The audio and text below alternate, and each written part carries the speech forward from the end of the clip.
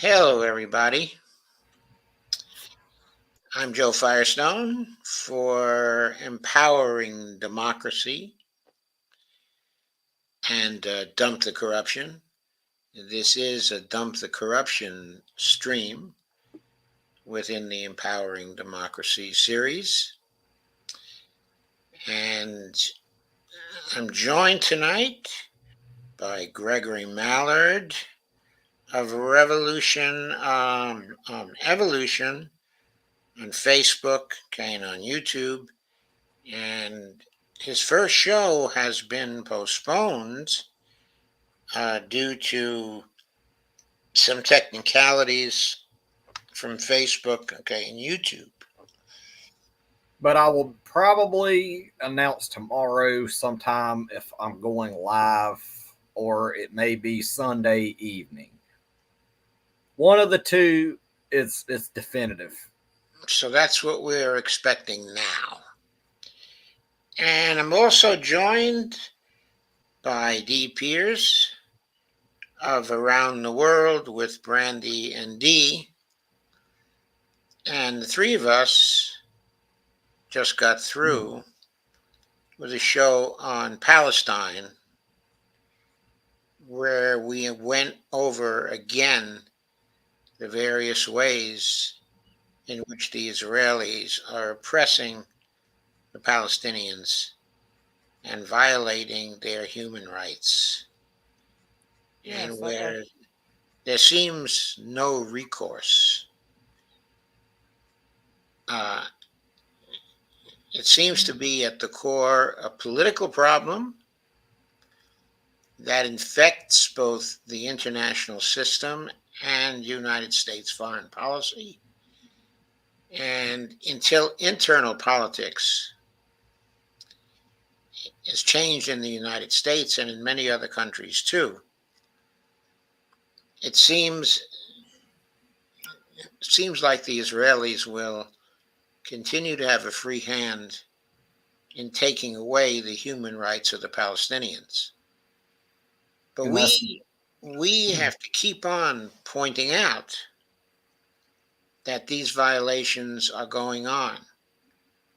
We cannot forget they're going on, and we cannot fail to continue to shine light on what is happening there until everyone in the United States is fully aware of it and fully understands that justice has to be done there.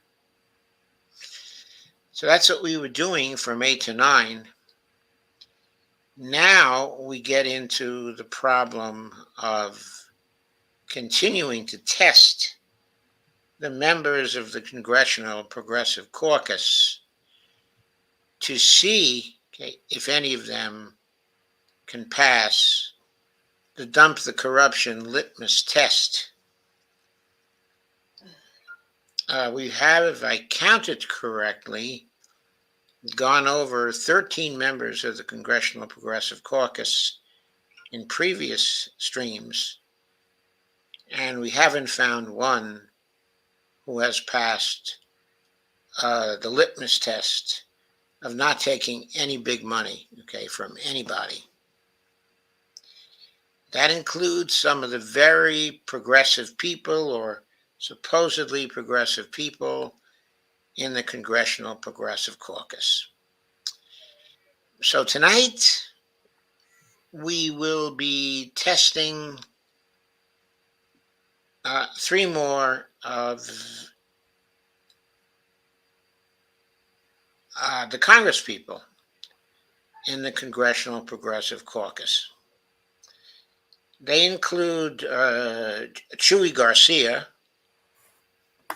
who, by the way, is shortly running for mayor of Chicago, and Bonnie Watson Coleman, a progressive from New Jersey, who is usually pretty progressive compared to most of the people in the Progressive Caucus. And then we have Cori Bush, who is well known as a squad member and as as someone who's rather fiery, and we want to see, of course, what she does for fundraising. But before we get into the details of these various things, we have to spend a little time talking about congressional news, which is related to Dump the Corruption. There are a few things that are new on that front, but the most outstanding thing, uh, and the thing we're going to talk about here before we get to the candidates, is that there are 11 new Republican picks for the House Financial Oversight panel. What's been happening is very plain in a headline from Common Dreams. There are 11 new GOP picks, and among these 11 new picks,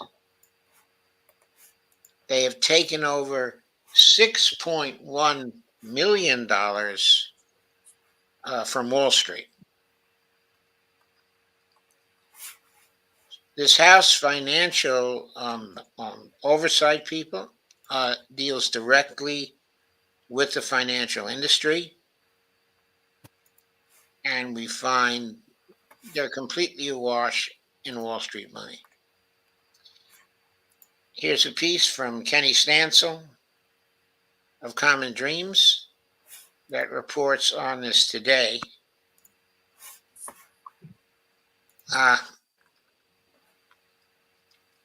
Already stated, they collectively accepted more than $6 million from Wall Street sources during the election cycle of 2022.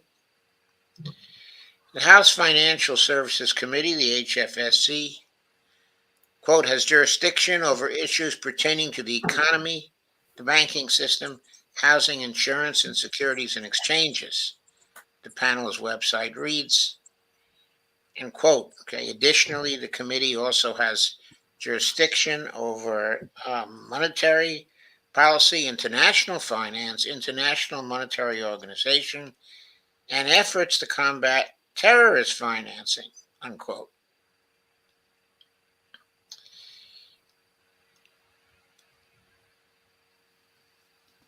The watchdog group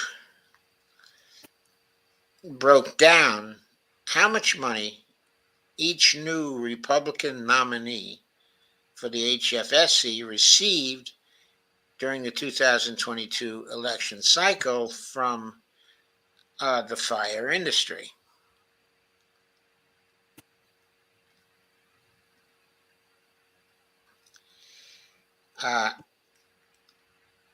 And so, Representative Monica de la Cruz from Texas got $517,145 plus $5,934 during her unsuccessful 2020 campaign. Interesting that she jumped from $5,934 to more than $500,000.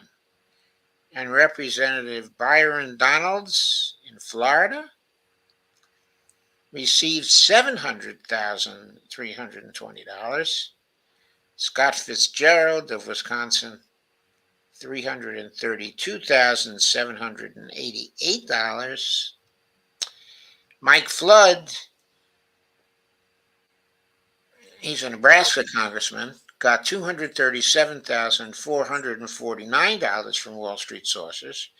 Representative Andrew Garbarino of New York got $1,075,969 from Wall Street sources.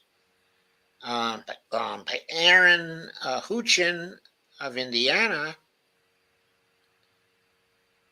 got $109,876 for herself from Wall Street sources. And Representative Young Kim topped the whole group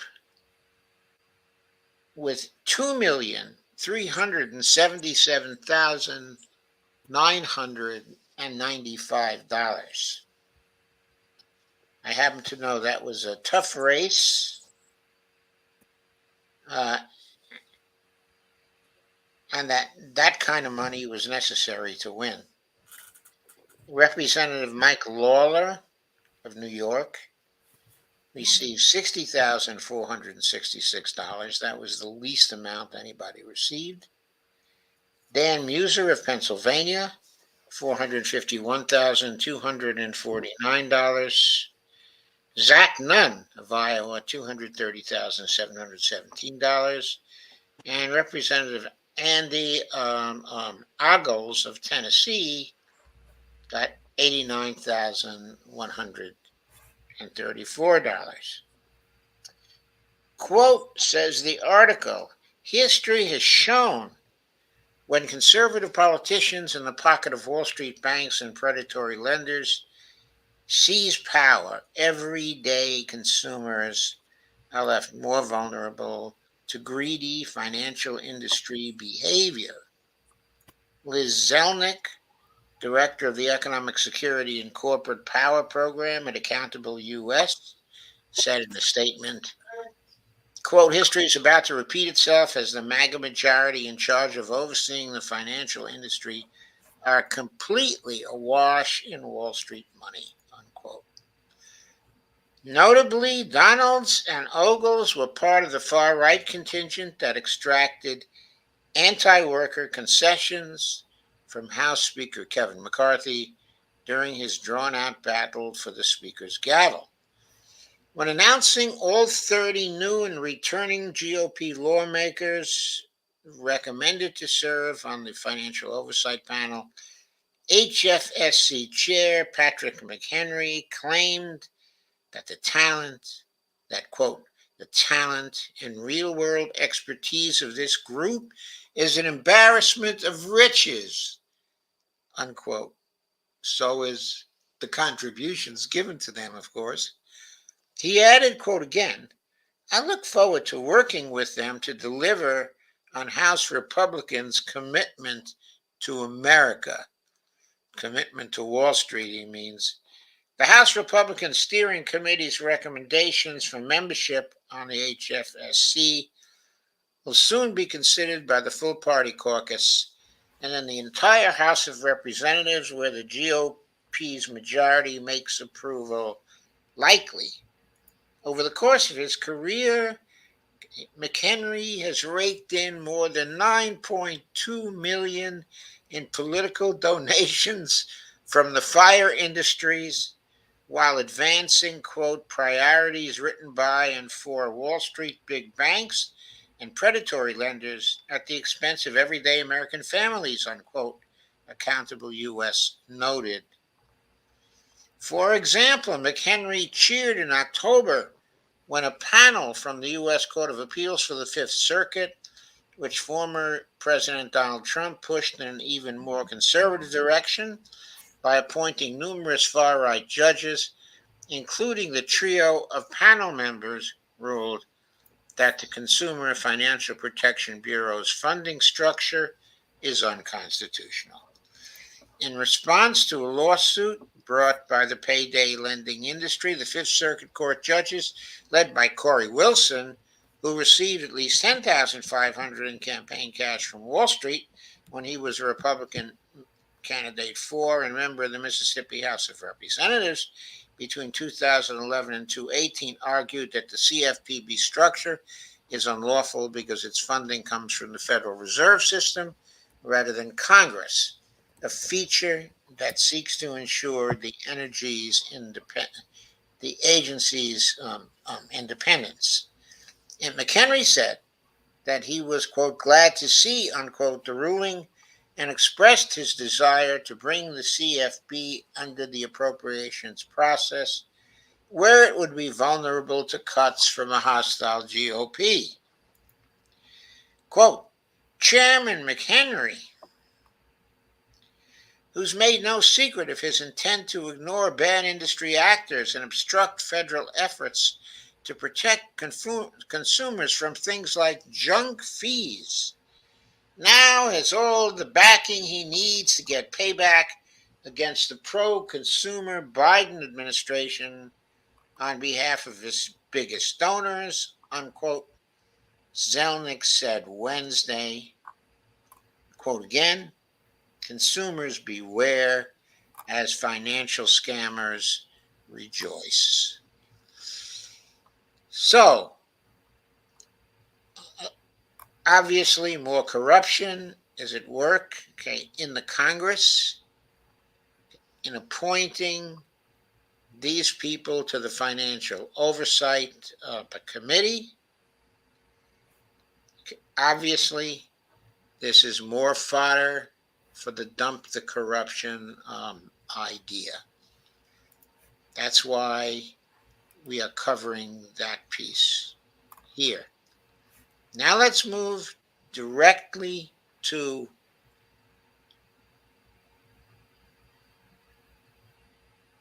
looking at the financial records of our three congresspeople, starting with Jesus Chuy Garcia, the congressman from the Chicago area, okay, in Illinois. And let's look at his financial summary, as we tend to do. Make sure we're looking at both the campaign committee and the leadership PAC.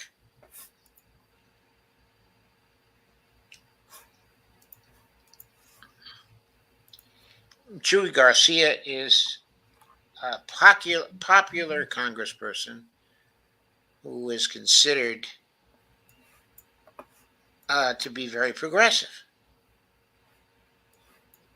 He's a member of the Financial Services Committee, the Natural Resources Committee, Transportation, okay, and Infrastructure. His top industry, though, in terms of contributions, was from law firms. He got $97,415.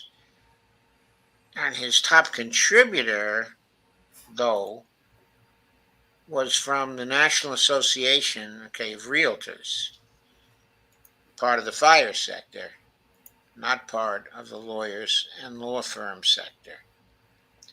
Okay, the leadership PAC, relevant for him, is the Transformative Change PAC. He raised $1,3,495. He spent $1,062,017. So he's not a prolific fundraiser at all, as we know. That's way under the average of 3.5 million for the Congress at large. Chuy Garcia had only $53,151 in cash on hand after the election season. So that's all he has going into the next campaign. He's going to be using that money, of course, to run for mayor of Chicago. Top contributors 2021-2022. National Association of Realtors, $20,000 in PAC money from them, $0 from individuals. Communications Workers of America, Larry Cohn's Old Union, $15,000 from the CWA's PAC. Huntington Bank Shares, a financial firm, obviously, $15,000 in PAC money from them, The International Brotherhood of Electrical Workers, 15,000 in PAC money from them. The Amalgamated Transit Union, 12,500 in PAC money from them.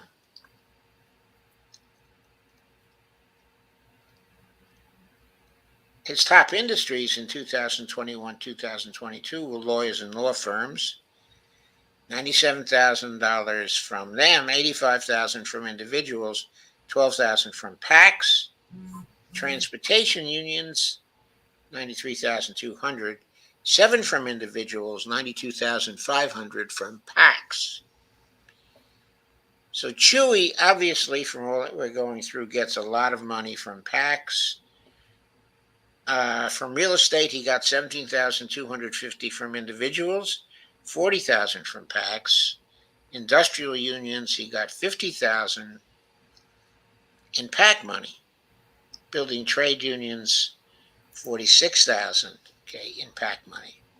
He gets a lot of money from unions, but it's in the form of PAC money. Notice for all his races, he has been way under the average contribution to Congress people in all of the 3 elections that he's gone through. So that's the financial summary. Okay, let's go to the top here.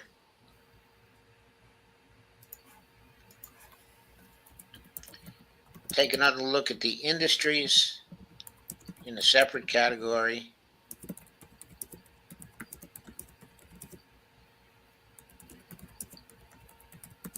See if there's anything different there in terms of information.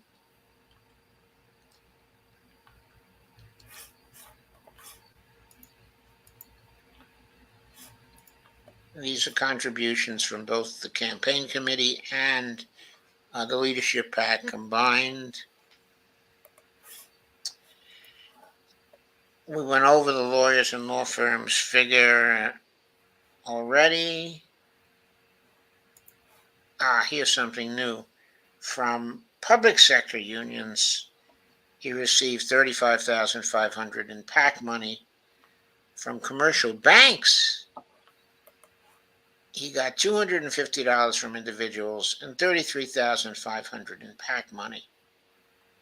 From insurance, he got 3,000 from individuals, 22,500 in PAC money.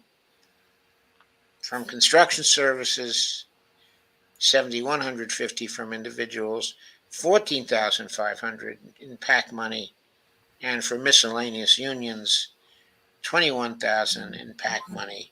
And from lobbyists, he got $19,250 from individual lobbyists. From retired people, he got $16,342. No PAC money there. From casinos and gambling, he got $15,300 from individuals. No PAC money there. Securities and investment, $13,200 from individuals and 0 from PACs. Health professionals, he got $5,600 from individuals and $6,000 from PACs. From railroads, he got $11,000 from PACs. Printing and publishing, $10,900 from individuals. Hospitals and nursing homes, $5,750 from individuals, $4,500 from PACs. From automotive, 0 from individuals, $8,500 from PACs. And from crop production and basic processing, $0 from individuals, $8,000 from PACs.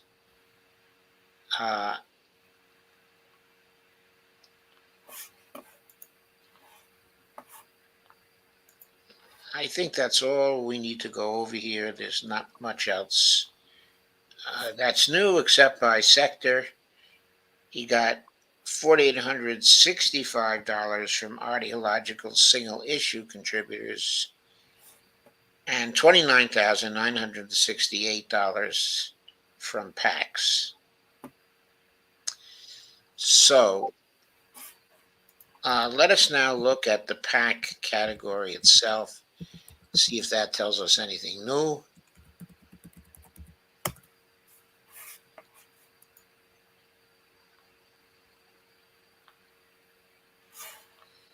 He raised $412,061 out of his $1 million raised from PACs.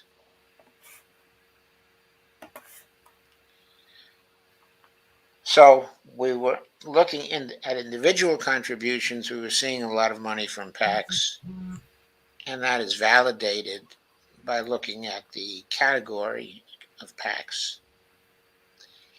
He got a lot of money from fire sector PACs, $79,000.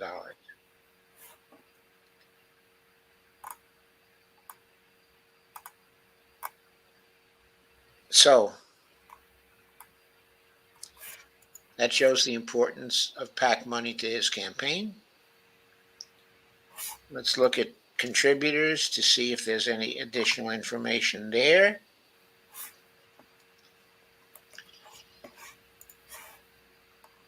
From his leadership PAC called Transformative Change PAC, he had a grand total of 373 contributions, $395,421. Let's see, is there any new interest here? Yes. Airline Pilots Association, $11,000. Teamsters Union, $10,200. Most of that was in PAC money. Service Employees International Union, $10,000 in PAC money. The American Association for Justice, $10,000 in PAC money. American Association for Justice sounds like it's some kind of lawyers PAC. The American Federation of States, County, and Municipal Employees, $10,000 in PAC money.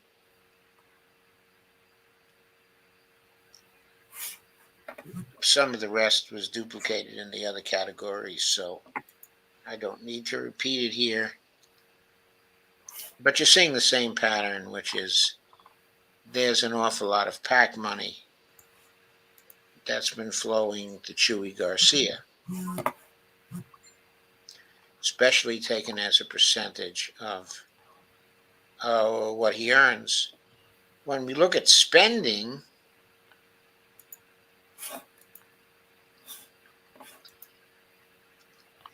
his largest spending has gone to H&M Consulting. I suppose that's a consulting firm coming out of Chicago, helping him with his campaign. He made 22 payments to them for $86,795. He made payments to the U.S. Department of Treasury, I suppose in taxes, $59,476 in 20 contributions. $53,041 to Elizabeth Evans, probably an individual consultant. $50,000 to the Democratic Congressional Campaign Committee. Boy, compared to some of the other people, he got off real easy there. Of course, he couldn't really afford much more because he only raised $1 million, right? Another consultant, Roberto Sepulveda, $47,097 in 10 payments. Red Horse Strategies, $40,000 in 6 payments. Also Manuel Diaz, $36,873, 20 payments. NGP Van, we've seen a lot of people make payments to them. They provide data, okay, about elections, I believe. 35,665 in 11 payments. Peak Performance Consulting, I believe they're an elections consulting firm, paid them nearly $30,000. The Congressional Progressive Caucus, he paid $20,000 to. Most of the people we've examined so far had made much smaller contributions to the CPC. Lake Research Partners, that is Celinda Lake, the famous survey company, $16,329. Battle Axe the Digital, $16,007. Act Blue, $13,459. Pretty small payments to Act Blue. The Illinois Department of Revenue, $11,600.89. And Roberto Hernandez, $11,338. Public Policy Polling, $8,500. EF Design Group, $7,990. Comcast, $5,601. United with Delia for Congress, $2,900. Delia is Delia Ramirez, a newly elected progressive congressperson. He also supported Norma Hernandez. I don't recall whether she made it or not. $2,500 to her. He gave $2,000 to Andy Levin, who, as we know, was beaten.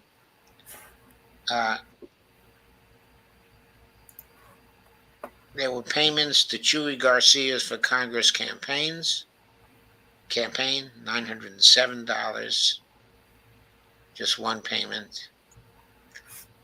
And Don Rafa Carnitas, $600 in one payment. Okay. Kamitas Tashmaroa, $380.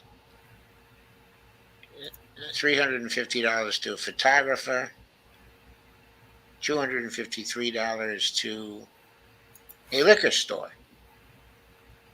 Those are his vendors. He made small contributions to other candidates, but not too many.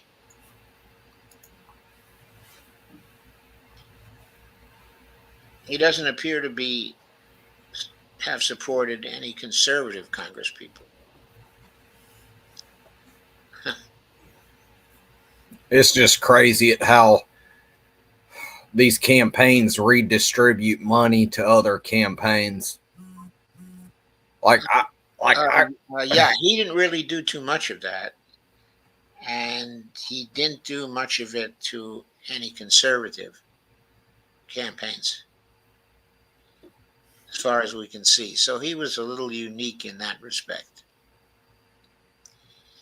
Okay, but yes, I do think it's crazy. It kind of makes you think twice about donating to a campaign because you never know where your money is really going to go. And there are people that are sitting there thinking that their money is going to help fully fund their campaigns, but little do they know their small donation may wind up in the coffers of another campaign.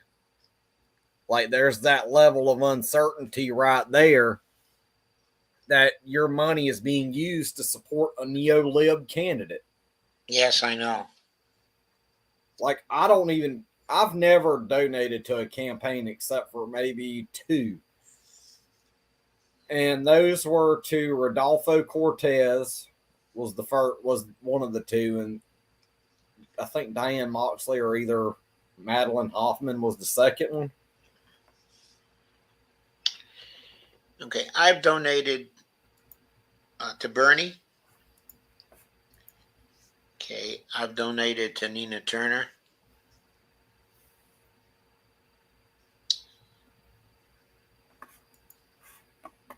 I'm trying to think of who else I donated to in recent years. Okay, I think I donated to Rodolfo Cortez also. I wish he was in Congress right now. So do I. So do I.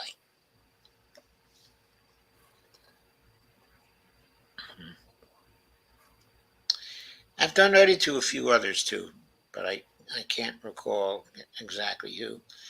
I always prefer to donate directly to campaigns than to any committees. Yeah, I'm against the donations to like Win Red, which is the Republican version of the Democrats Act Blue. Yeah, I never donate to Act Blue either. So, uh, we're moving now to Bonnie Watson Coleman,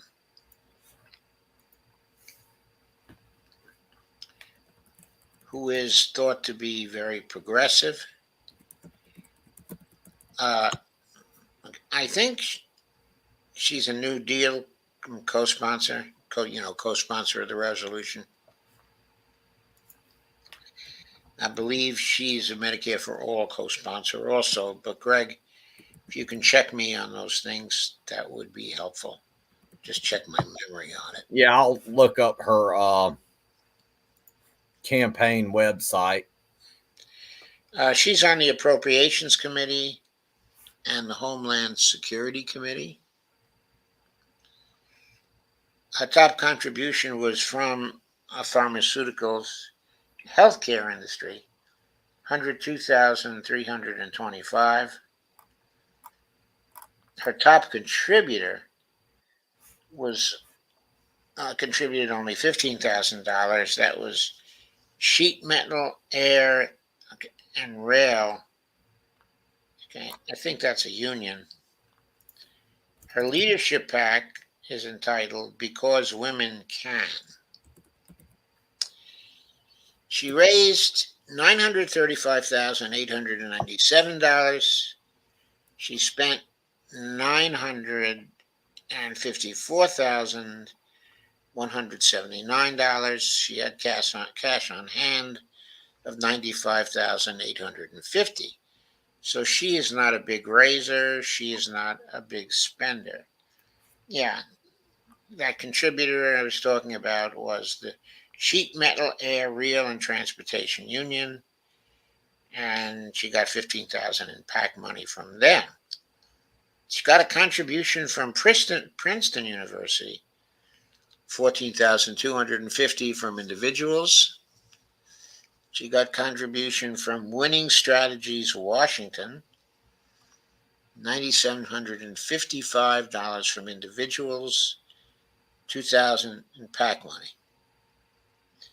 From AbbVie Incorporated, I don't know what that is. She don't even have a platform. If you look at her campaign website, there should be a platform. There's not. That's amazing. Can you check to see if she's a co-sponsor of the Medicare for All bill? I'm looking at her legislation, and the only thing that I can see that she voted for was strengthening the ACA. Right, but if you look up HR 1976, okay, that's the Medicare for All bill. That's current at this point. Well, it's no longer current; it has to be reintroduced in the Congress. But that was in the last. Yeah, I'm on there now.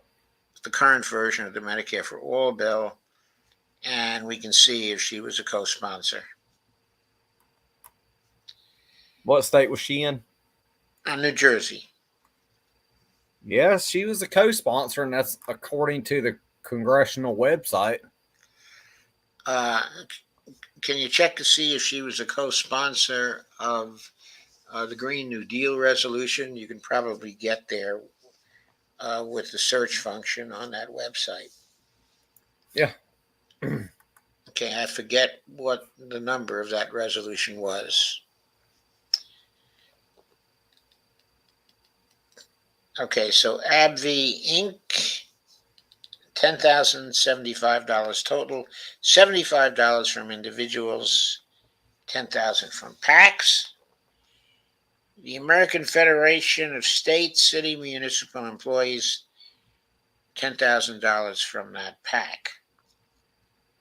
Her top industries was pharmaceuticals slash health products, 102,325, 82,500 in PAC money, and 19,825 from individuals. In a way, that's impressive. In other words, that's her top contributor in terms of an industry, and yet she's a co-sponsor of the Medicare for All bill.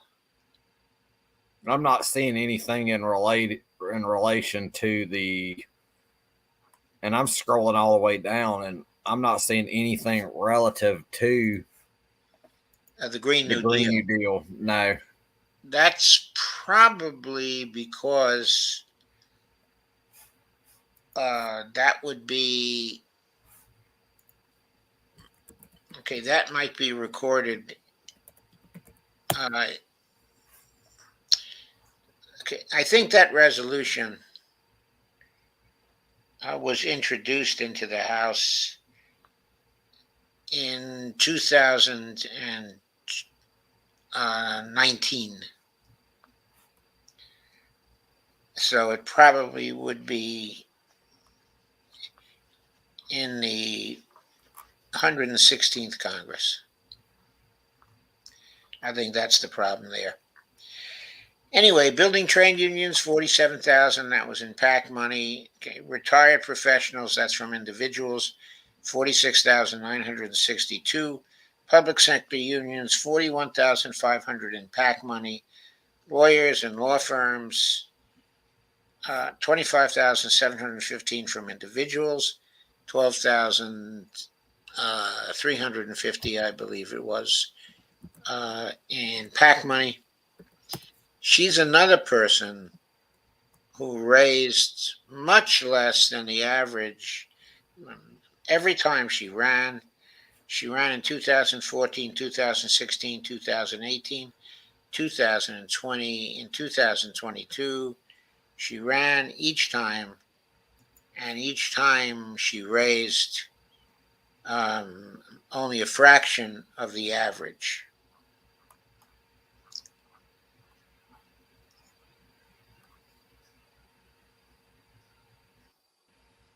She did vote on some good LGBTQ bills, which I support that. Right, and she did support that herself, didn't she? Yeah, she voted on every LGBTQ bill, which is for strengthening the protections of the LGBTQ community and for the Marriage Act as well, which just recently, like within the last month or two, passed in the House. Yeah, my impression of her is that she's not a squad member, but that she votes a lot like the squad does. Mm-hmm.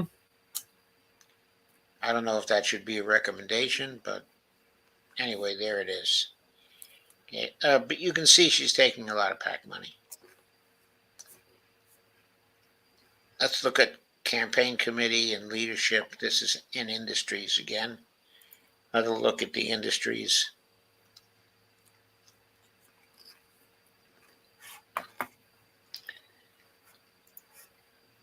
I don't think there's anything new here that has already appeared. I should say that has not already appeared. Oh, yeah. money from lobbyists. She took 28,555 from lobbyists, 26,566 from individuals, 2,000 in PAC money from Democratic and liberal groups. She got 18,070, 4820 from individuals, 13,250 from PACs. From leadership PACs, she got 19,000 here. Presumably that's her own leadership PAC.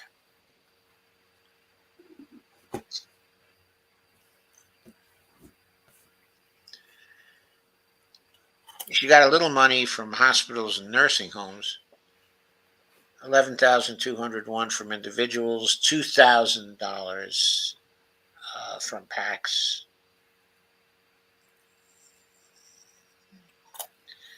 From securities and investments, she got $11,300, including $10,300 from individuals and $1,000 from PACs.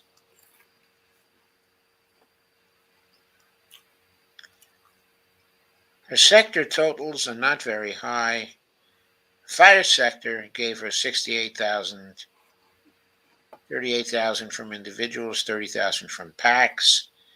The health industry gave her 155,921. That's our top industry. 50,000 from individuals, 105,700 from PACs.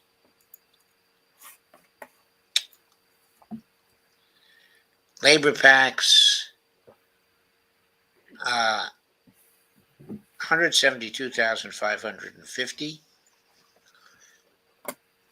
I should say from labor, 172,550. 250 from individuals, 172,300 from PACs.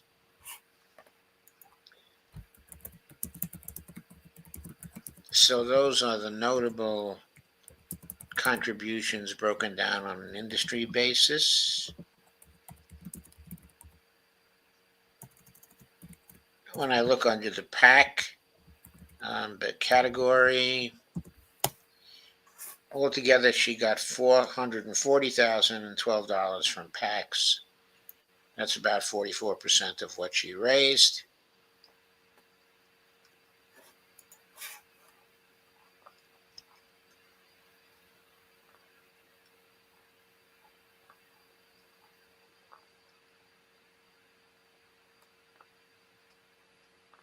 Okay, let's go on to contributors, see if there's anything new there.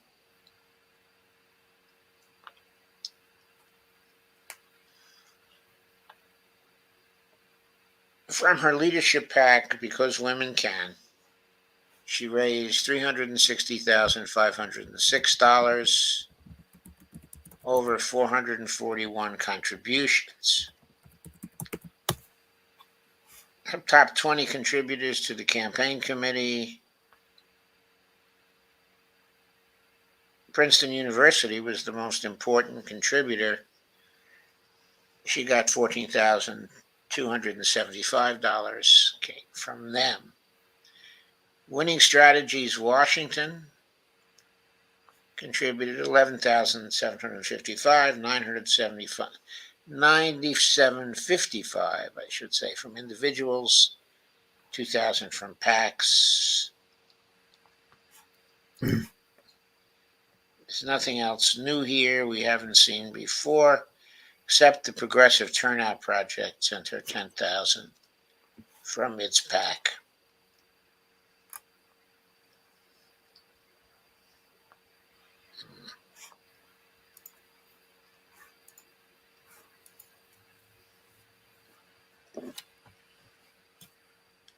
She got money from J Street,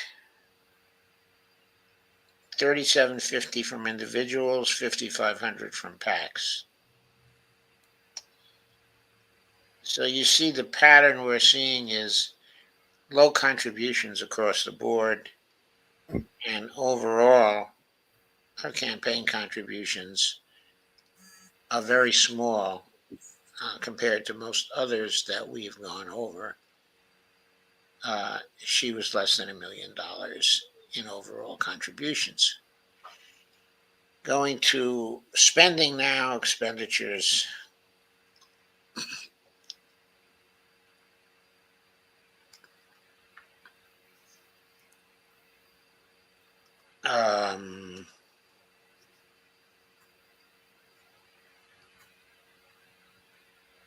From the Frost Group, or to the Frost Group, she paid $100,051 in 18 payments.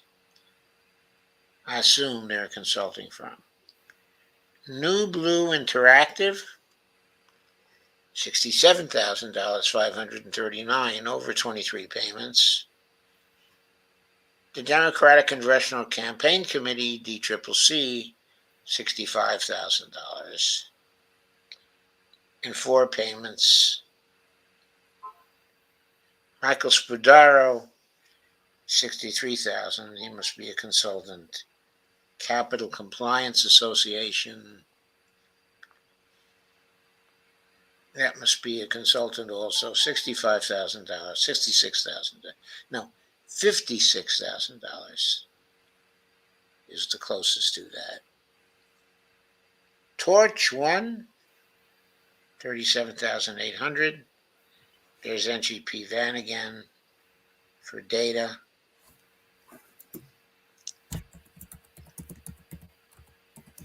I think it was something like 33,590. Jermaine Simmons, 20,400. Round World Consulting, 14,000. Act Blue, 12,000. CPC, 11,500. Someone named Ann Scano, 7,500. The Plainfield Democratic City Committee, she contributed 7,000 to them. Made payments to Amalgamated Bank of $6,793. Made a contribution to the National Democratic Club, $6,514. Paid $62.86 to a public storage company. Daryl Stroud paid $6,000 to him. And Ciano Consulting, $5,000. And Verizon Wireless, $4,550. Contribution to Val Demings for U.S. Senate, $3,500. Paid Karen Bass, made a contribution to Karen Bass for $1,500. Yes, to support her run for mayor of LA. And to Intuit Merchant Services, she paid $834. So she didn't have a lot of money to spread around to other candidates. She spread things around to very few candidates. Looks like less than 5 here. And did not contribute a lot. She did, however, take a lot of PAC money, okay, as we've seen.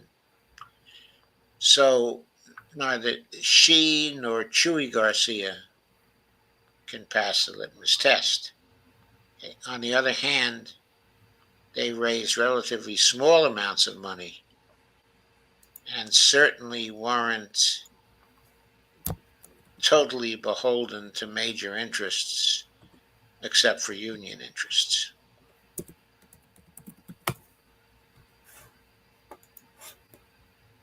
Oh, this is cool. On Open Secrets, you can also see the legislation that they voted on. Yeah. Yes, I know you can. Here we go. Our third and last congressional candidate, also a member of the squad, also a member of the squad, is Cori Bush.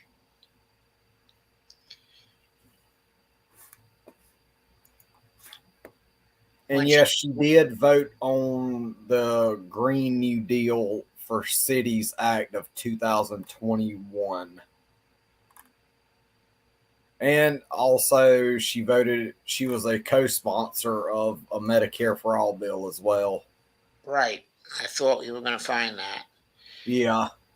She was supported. Her top industry was retired persons, $171,971.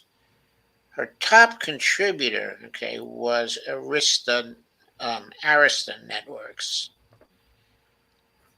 I'm not sure what that is, but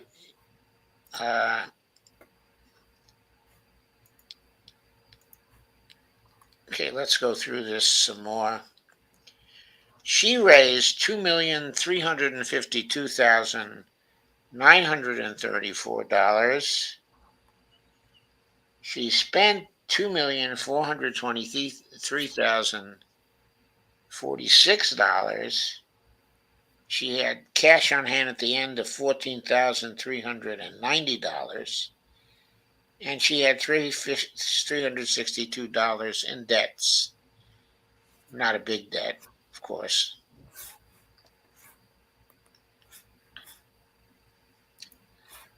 North Lane Capital Partners contributed $11,600 to her. That money was from individuals. Partnership for Democracy and Education contributed $11,488 to her. No PAC money. No PAC money from Arista Networks also. University of California. Individuals at the University of California contributed $10,085. And individuals at Columbia University contributed $7,800 to her. Her top industries were retired people, Democrats / liberal groups, education, health professionals, individuals. She got PAC money from the Democratic liberal groups, only $26,500 in PAC money. $55,106 from individuals in the Democratic liberal groups. Got $45,771 from nonprofit institutions. She was considerably below the average amount raised for congresspeople, which was $3.5 million. And she raised, as we said, $2.35 million. So she raised a lot less than the average, but still had quite a bit more funding than either Bonnie Watson Coleman or Chuy Garcia. Let us see.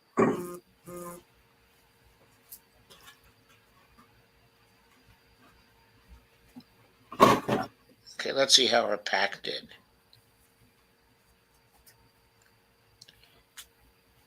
Her leadership PAC. $121,498, 66 contributions. One of the smallest figures we've seen for PAC money. The PAC money came from ideological single issue sources, 84,498, and 36,000 from labor, 1,000 from construction groups.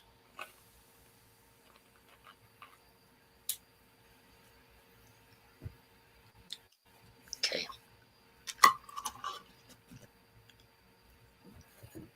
So she does take some PAC money. So she fails the test. But she doesn't take a lot of PAC money. And it's from labor from labor sources. It's not from corporations. Okay, it's also from ideological single issue sources. So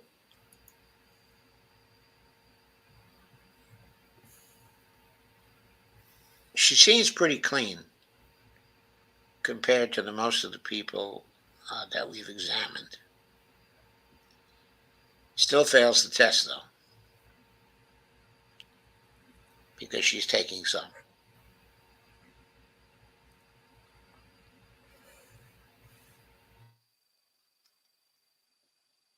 With flying colors. Yeah. My thing is though, how I know the Dems have Act Blue and the Republicans have Win Red. I'm still curious as to what the Green Party's equivalent is. And I I'm am sure, too. Yes, I am like, too. like this is, I've been curious about this for a few weeks now since you and I discussed that. Yeah, can we find out from open secrets whether Green Party candidates have any contributions and where they come from? That would be a good thing to find out. Her Well, I found top, something on the Green Party. her top 20 contributors here. Her top one starts at 11,600, and the lowest of the top 20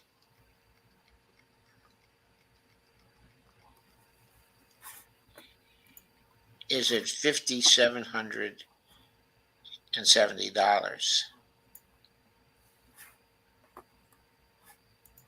Okay, and that is what her 20 top contributors, who her 20 top contributors are. She doesn't take much money.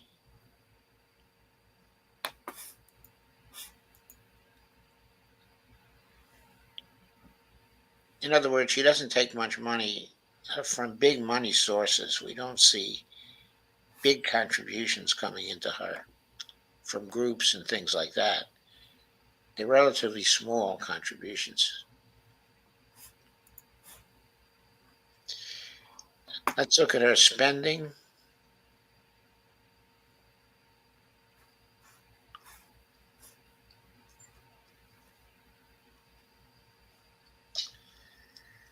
$290,000 to Middle Seat Consulting. That is the group that was backing Biden.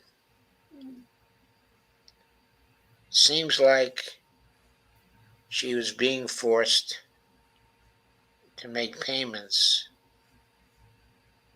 to the Biden campaign through Middle Seat Consulting. She has a vendor called Peace Security. They got 271,425. The top vendor was Middle Seat Consulting, which is that Democratic consulting group that was aggregating for Biden. She gave 216,000 to Mosaic Communications. I'm not sure I know what that is. NGP Van, the data aggregation group, data sales group.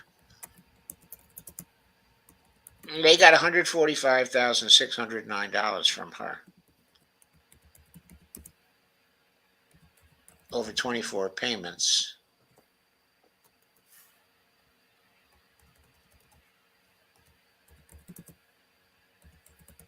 By the way, she made 35 payments to Middle Seat Consulting. 271,425 to Peace Security. Left Rising, 130,000. $95,000 to Nathaniel Davis. Also, Baseline Agency, $77,383. Act Blue, $75,924. They must have taken a lot of small contributions for her. R&T Security Consulting. She was probably very worried about her own security because the writers were after her. $73,808. The ink spot, $73,308. Morgan Lowe's, $66,154. Left Flank Strategies, $62,000. She gave to Abbas Alloway, $53,000. To Progressive Consulting, almost $49,000. To Courtney Merritt's, $45,000. To Allison Consulting, $35,000. EMC Research, $28,500.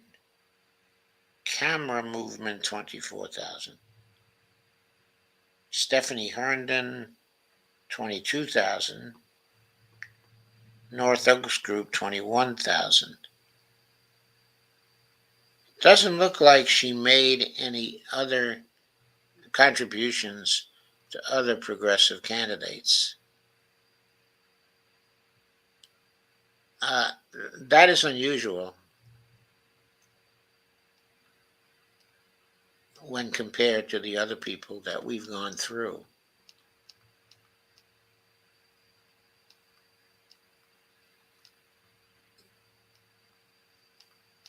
So that was interesting.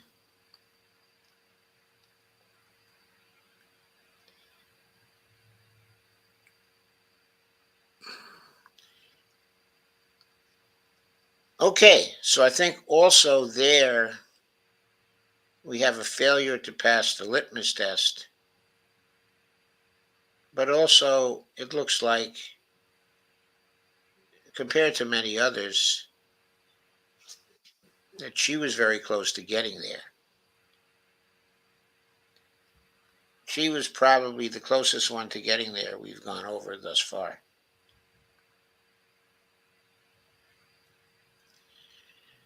So,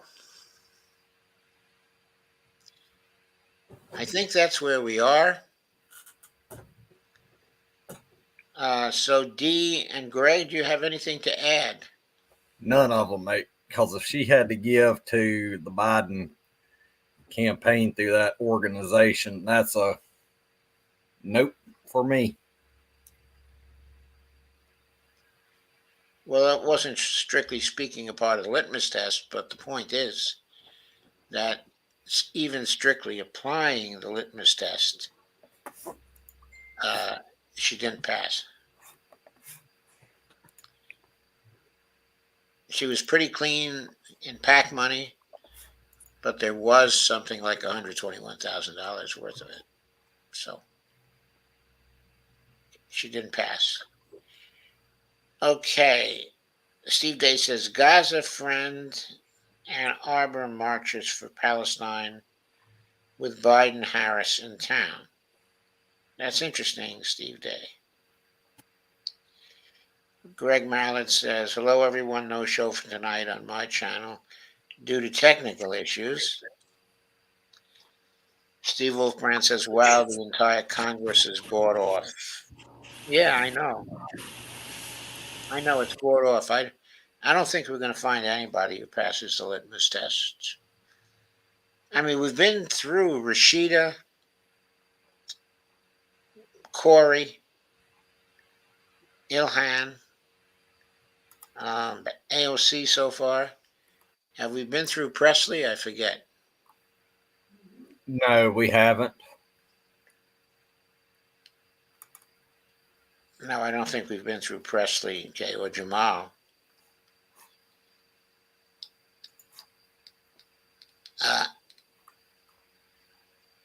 Steve says, I'm pretty exhausted. I'm going to crash. Good night, everyone. Thank you for coming, Steve. Thank you for staying. And as Greg says, have a good night. Kay says, I can't afford to donate. We know, Kay. That's all right. It ain't a problem. Greg says, if I run for office, Kay, I can have you phone and text bank for me. Yeah, I've done that plenty of times for many campaigns. Kay says, I don't give out my info. Sorry, Greg. Greg says, you don't have to. There's apps and software you'll be using with an official campaign number. Kay says, don't know about any of that. I'm tech stupid. Yeah, I've worked on many campaigns. That's how we've always done it. Kay says, I hope you do run, though. Okay, yeah, guys, I'm out of here for tonight. Love you all. We love you too, Kay. If I were to run for office, I would probably pick the Georgia State Senate. Sounds like a good place to start. Yeah, I think running in the state legislature would be a perfect place to get started out at. So that way, and run maybe twice, maybe, and then work my way up to congressional. Yeah, I think that's a good way to do it. So Cora's here and said, hi all. At about 10:08. And Cora's is the last comment on the thread. So I didn't have too many comments tonight. But yeah, if I were to run for state senate, I would run as an independent, free of the two-party system. I would not run as a Democrat or a Republican.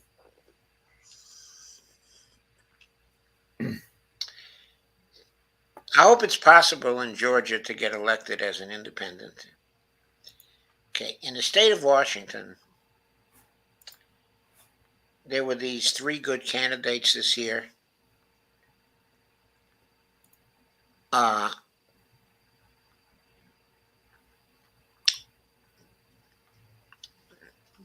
They all didn't take any PAC money, only small dollar donations. They were all for Medicare for all. They were all for Green New Deal. They were all personally attractive candidates with some degree of charisma. They all did pretty well in small dollar fundraising. But they all thought they had to run as Democrats. Some had tried the independent and Green Party routes before, and they found that didn't work for them. And that's why they ran as Democrats. My thing is, though, if I ran as an independent, I would be out there talking. I would have a full campaign out there. I would have a more on the ground approach than social media. Like, I think a more on the ground direct approach would be the winnable route than being solely focused on social media. But fine, yeah, social media is fine and all that. It has its pros and cons, but I would be more effective on the ground. I think the people I'm talking about were investing a lot in their ground campaigns. It wasn't just on social media. Okay, and Rebecca Parson, had run a number of times. Okay, already.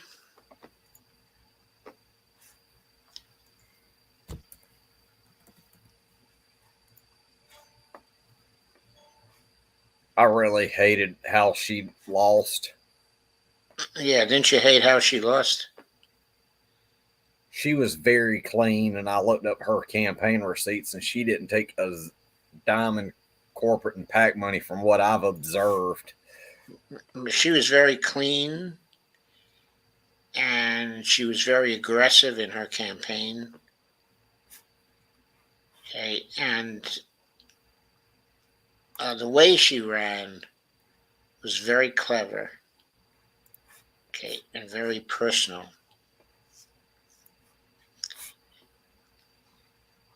But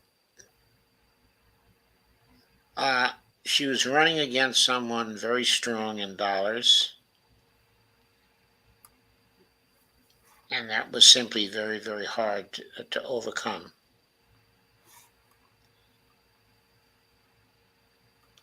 And the other candidate, who was a great candidate in my view, well, there were two others, but especially Jason Call. I can't recall whether this was the second time Jason ran or the third time he ran. My favorite campaign that I've ever worked on, and all of my experience of working on campaigns, was here in Georgia's 12th congressional district. His name was Trent Neesmith. Very clean campaign right there. No corporate money, no PAC money at all.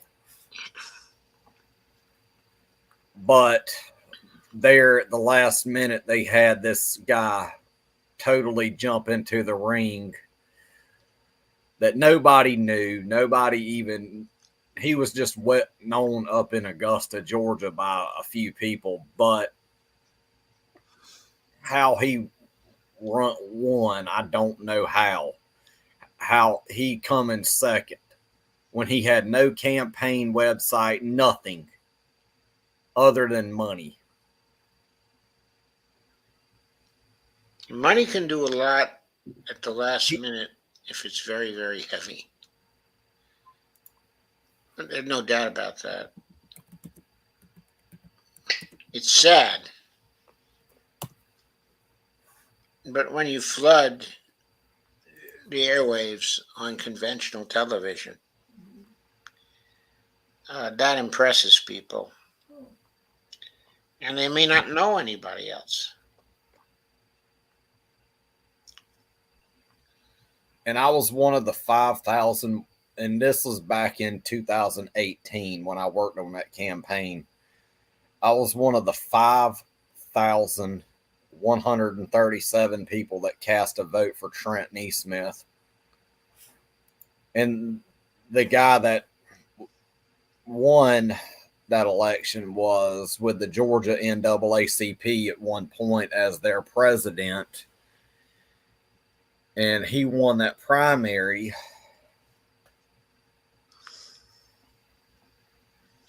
And he still went on to lose the election. Like, there was no strong ground game in a general election since. And Trent Neesmith, he supported Medicare for all. It was two people that also approached him with the premise of the federal job guarantee. It was myself and Savage Joy. The two of us together got him to supporting the federal job guarantee. And I sent him a lot of information on that from Pavlina Charneva. Then he added that to his platform. He ran on Bernie Sanders' platform.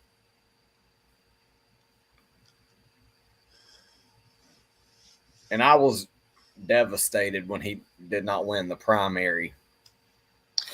He sounds really good. He was really good.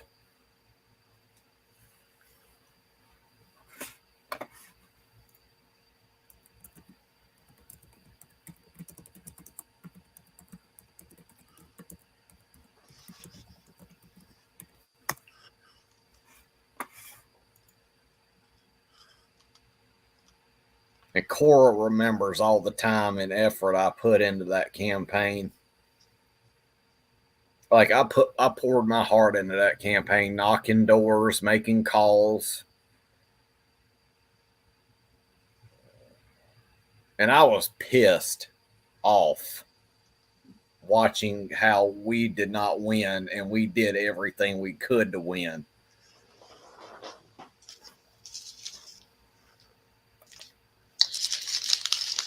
A lot of people go through that in a lot of campaigns. And very often they're supporting good people. But the good people can't get by the money. That's why we need to organize this Dump the Incumbents campaign. Yeah, we got to organize the heck out of the Dump the Corruption, the Dump the Incumbents, everything. And we need to apply a very strong litmus test that needs to be applied. That if you are taking corporate money, PAC money of any capacity, you are toxic to the American public.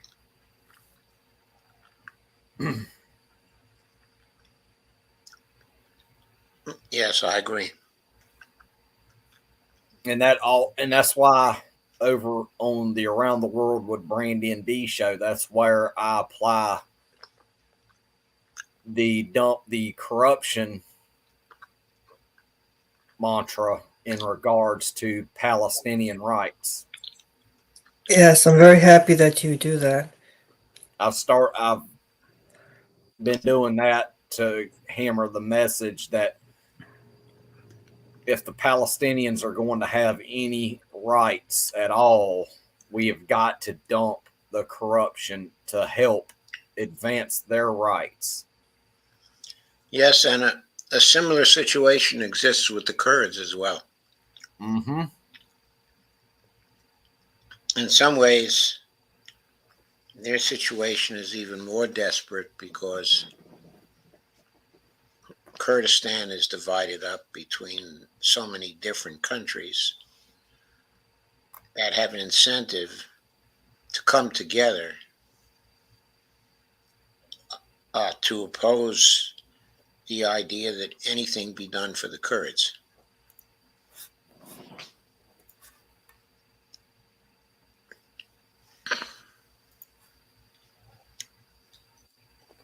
And it's just a heartbreaking situation.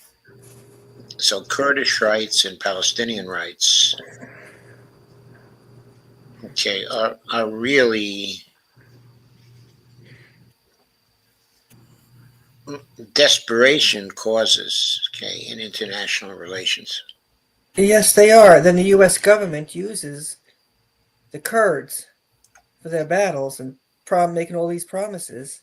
I know. And something else I would like to add to this Dump the Corruption movement is the environmental standpoint on it, and that's one of the reasons why I'd like to have Sandy on here on one evening to talk about the environmental aspect of dumping the corruption with politicians who take large sums of money from fossil fuel companies. You mean Sandy Shells? Yeah, with Environmental Coffee House. Yeah, I know. Like there's a large aspect right there that with climate change being the most common threat to everyone around the world globally, we've got to stop electing people who are heavily invested in fossil fuel company donations. And we need to elect politicians who will support the Green New Deal. And we also need to get with more of the people within the Red Berets on board with the Medicare for All aspect of this to achieve single payer. I mean, there's so many things that dump the corruption encompasses, and we need to have them on panels. And there is a delicate situation there, of course, with all of the different causes. If Dump the Corruption were successful, it would benefit them all. Certainly, the Medicare for All campaign and the climate emergency campaign, ending fossil fuels, all of those would be greatly benefited by Dump the Corruption. But there's such a strong motivation from the supporters of these campaigns to work only on that. In many cases, they've been doing that for years, and with great intensity. And I think they look at supporting anything else as something of a distraction.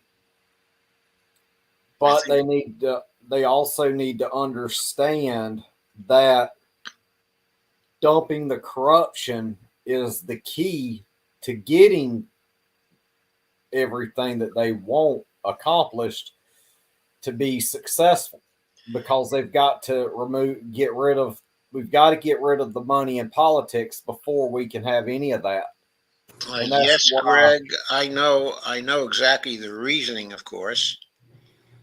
And I think that some of them understand that up here. Mm-hmm. But the problem is they have to understand it in here. Yeah, like we do. Yeah. Yeah, like we do. If we can be successful in persuading Laura to join us and devote part of her time to our efforts, that would be very significant, because she's very effective at constructing networks, and our problem is to construct a network.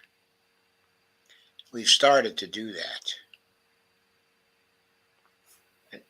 She can really help a lot in contributing to widening our network and making it a more significant network. So I hope we can get her more involved. And we'll try. But for now, it is 10:31. It's the end of the week. I suspect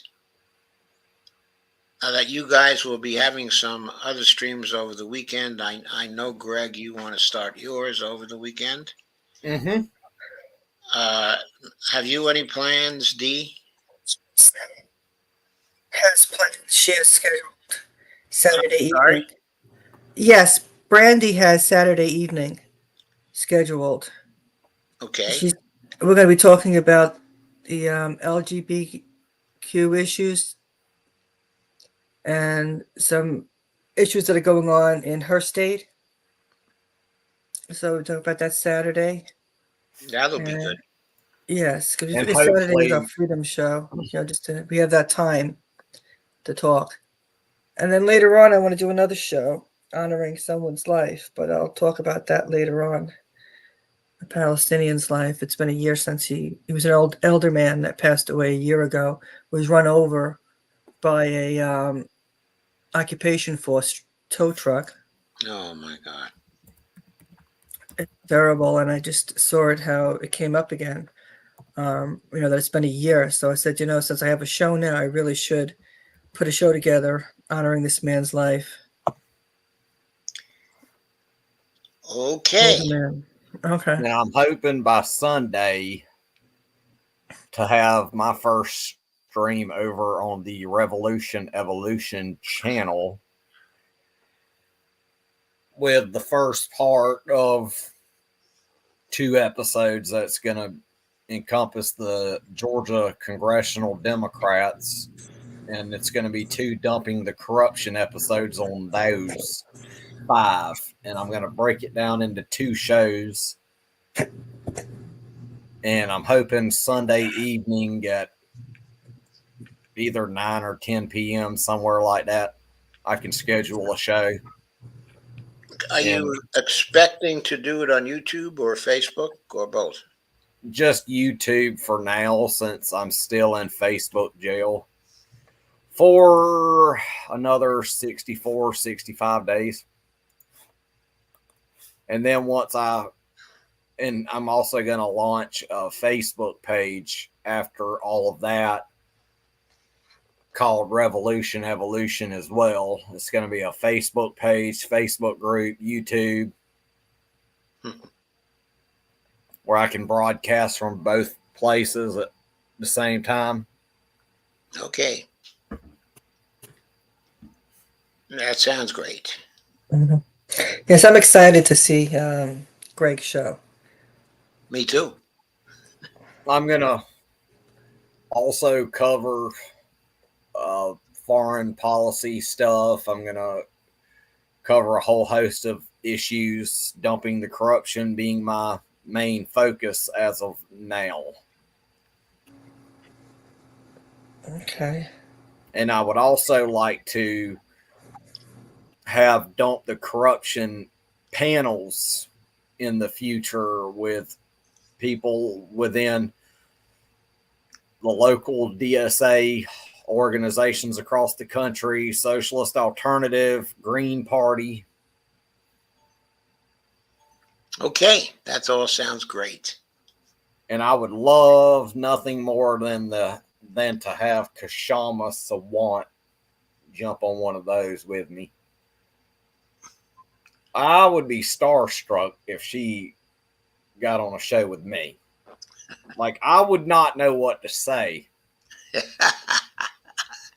I'm sure that feeling would pass quickly.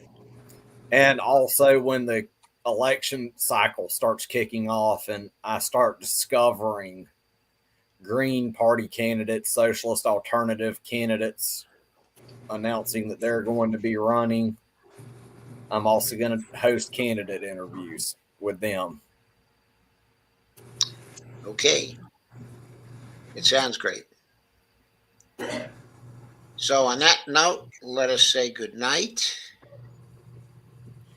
And don't forget to like, share, follow, subscribe, hit like. Also, don't forget to turn on that notification bell, everyone. Right. Keep on hitting the notification bell, because if you don't, then YouTube forgets. Yeah, YouTube has a way of forgetting to notify people. And the only way to get notified is to hit that notification bell. And be sure to click all, so that way you get everything coming from Joe Firestone's channel. From Empowering Democracy.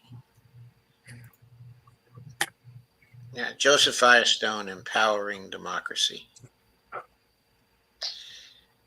Everybody, have a nice weekend from me. You may see me as part of some of the other shows that our network is doing. We're not a network in any formal sense, but we are a social network and we support one another. Yes, we're a team. We're a team. Yes. We're a family. Yes. We're a family. We are family. So good night. Good night, everyone. For our family. Yes. From our family to yours. Good night. Good night.